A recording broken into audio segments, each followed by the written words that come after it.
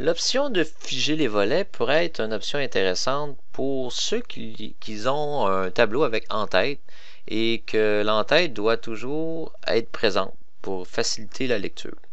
Par exemple, ici je suis dans mon mois d'octobre et à chaque fois que je descends, donc ouais, je ne sais plus dans quel mois je suis parce que quand je roule, on ne voit plus l'en-tête du mois. Donc c'est possible de conserver toujours l'en-tête ou l'élément qu'on veut de manière fixe. Commençons avec figer les volets, mais de façon horizontale. Donc pour pouvoir figer les volets, on va aller dans l'outil affichage, ici, l'onglet affichage, excusez, et vous avez une option qui s'appelle figer les volets. Figer les volets permet de garder en place un groupe ou certaines cellules. Donc, ici par exemple, si je voudrais conserver l'en-tête du mois ici, et que le reste se déroule, donc je vais indiquer à Excel à quel endroit je veux avoir ma limite. Donc moi, ma limite, ce serait le bas de la ligne 30. Donc à partir du bas de la ligne 30, je veux que ça bouge. En haut de la ligne 30, je veux que ça reste fixe. Donc on doit mettre notre curseur en dessous de la limite. Donc moi, la limite, c'est le bas de la ligne 30. Et je viens faire figer les volets. Donc on sélectionne le bouton, figer les volets. Donc de cette manière, lorsque je vais dérouler, on voit que l'en-tête du mois d'octobre reste toujours fixe, comme ça ici. Donc ça peut être intéressant, disons, si vous avez quelque chose de très long et que vous voulez toujours conserver l'en-tête. Enlever. Donc peu importe les volets où sont situés, si je veux les enlever, tout simplement, refaire figer les volets et libérer les volets. Donc à ce moment-là, tout redevient normal. Je le fais avec un autre tableur. Donc pour refaire un exemple, disons ici j'ai une grande liste et que l'en-tête, ben, elle disparaît tout le temps, puis je ne sais plus à quoi ça correspond. Ben, je vais faire la même chose. Quelle partie que je veux qu'il soit fixe? Moi, je veux que ça soit l'en-tête.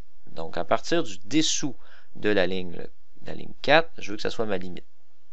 Fait que je vais mettre mon curseur sous la ligne 4, affichage, figer les volets. Et lorsque je vais dérouler, je vais toujours avoir l'en-tête fixe. Donc, je vais toujours être capable de savoir chaque colonne correspond à quoi. J'aimerais ça aussi figer les volets dans l'autre sens. Donc, en déplaçant comme ça mon tableau, si j'ai quelque chose de très long, de très large, je voudrais que le même type se produise, le même type d'effet. Donc, ce que je vais faire, premièrement, je vais libérer mes volets. Donc, je vais désactiver. Donc là, on voit si je déroule la souris, on voit que l'en-tête ne suit pas. Cette fois-ci, j'aimerais ça que les noms des personnes, des vendeurs restent toujours actifs. Donc quand je vais me déplacer, je veux toujours voir le nom des vendeurs. Et verticalement, c'est la même chose. Je voudrais toujours voir l'en-tête. Donc moi, je vais commencer par me dire horizontalement, c'est où la limite. Donc c'est sous la ligne 4. Et quand je vais déplacer de gauche à droite, je veux qu'à partir de la droite de la colonne A, je veux que ça reste fixe. Fait que je vais me mettre cette fois-ci en plus à gauche, excusez, à droite de la colonne A. Donc je vais figer mes volets. Fait que si je monte et je descends, donc on voit ici que mon en-tête reste fixe comme tout à l'heure. Et si je déplace de gauche à droite, on voit que le nom des vendeurs vont toujours rester affichés. Comment je fais ça pour savoir que mes volets vont être à cet endroit-là? On voit une ligne noire qui apparaît dans les deux directions où ce que j'ai figé les volets. Inquiétez-vous pas si vous vous trompez.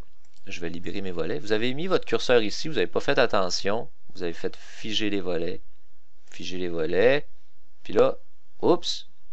Ah non, c'est pas ça que je voulais. Ah, ça non plus. Ben, on le voit avec la ligne noire foncée où ce que les volets vont être figés. Fait que tout simplement, libérez les volets.